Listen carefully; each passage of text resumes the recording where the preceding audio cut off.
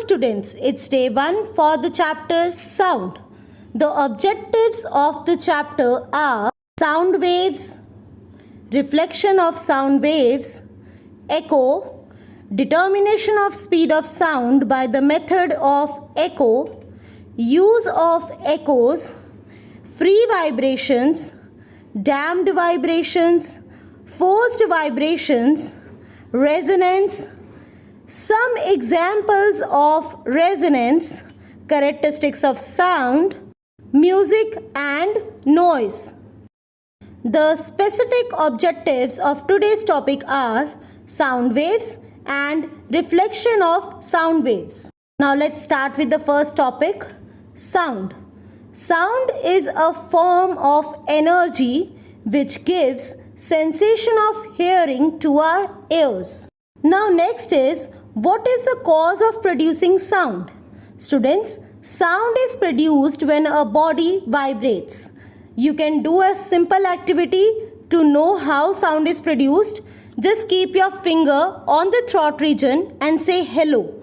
You can feel the vibrations.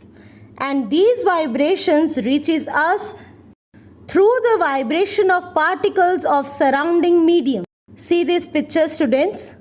When the stick is hit on the surface of drum, it starts vibrating, and that vibrating object produces sound. Students, as the surface of the drum vibrates, the air particles which are present in the atmosphere, they start vibrating, and these vibration of air particles bring the wave to our ears, and hence we are able to listen to the sound. So sound requires a medium for its propagation. Propagation means to travel. Sound needs a medium, and here the medium is air. Now let's discuss the terminology related to sound. Friends, can you see this green color line? This defines amplitude of the sound wave. Students, let's suppose the particle is here somewhere and it has reached to the distance here. So the maximum displacement of the particle on the either side of its mean position is called amplitude of a vibration. Next is frequency. Students, the frequency is defined as the number of vibrations produced in 1 second. That is, how many vibrations are produced in 1 second is defined as frequency of a wave. Students, next is wavelength. Wavelength is defined as the distance between two consecutive crest or trough. Now students, you can see in the diagram that this is a crest, this is the another crest. This red color line is showing the distance between two crests. Okay, so this defines the wavelength. Now next is students, wave velocity.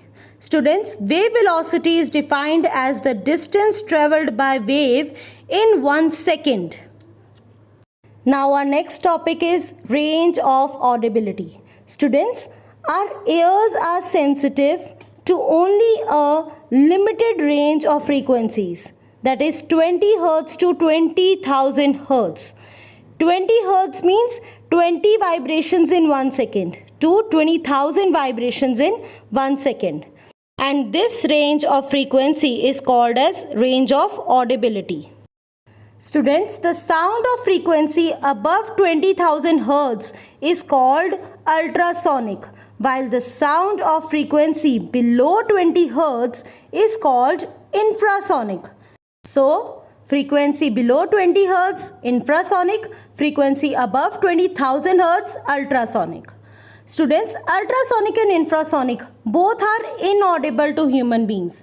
That is, we cannot listen to ultrasonic or infrasonic sounds.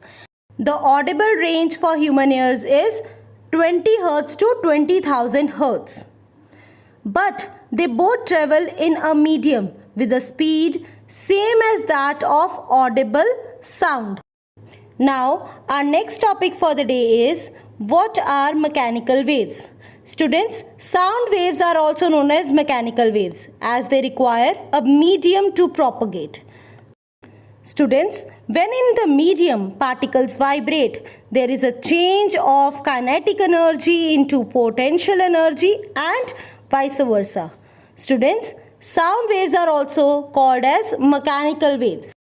On the basis of direction of propagation of wave, that is how wave travels, they can be classified as longitudinal waves or transverse waves. Students, sound waves in air are longitudinal waves, whereas if we'll talk about solids or liquids, then the sound waves travel in the form of transverse waves. Transverse waves. When the particles of a medium vibrate normal to the direction of wave propagation is called transverse wave. Normal means perpendicular. You can see here the particles are moving up and down. The wave has to propagate in this direction, but the particles are moving up and down. That is normal to the direction of wave propagation. For example, light waves. Next is longitudinal waves.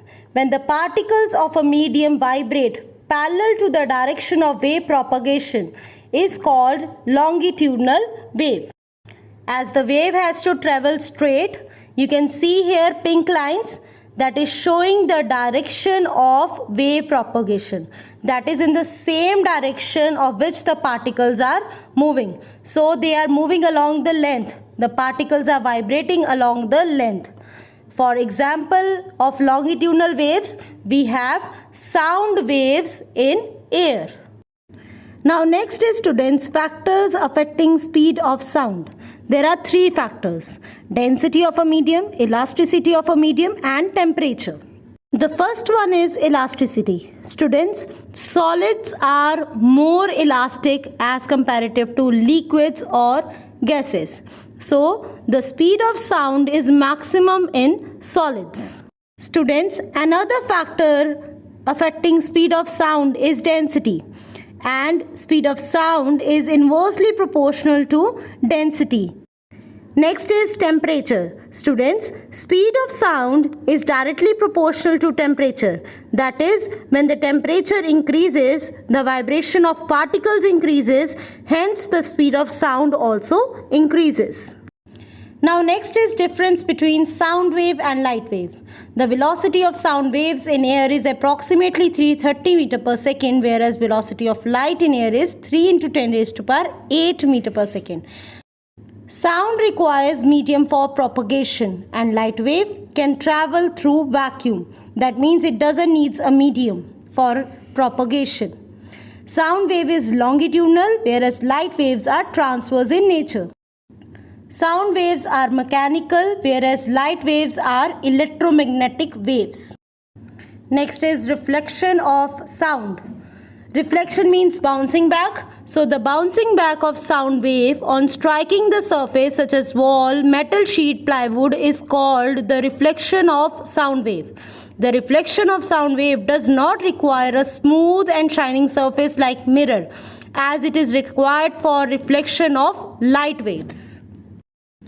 The only requirement for the reflection of sound wave is that the size of reflecting surface must be bigger than that the wavelength of the sound wave. That means the size of reflecting surface must be large enough than the wavelength of the sound wave. This is all for today, students. Thank you.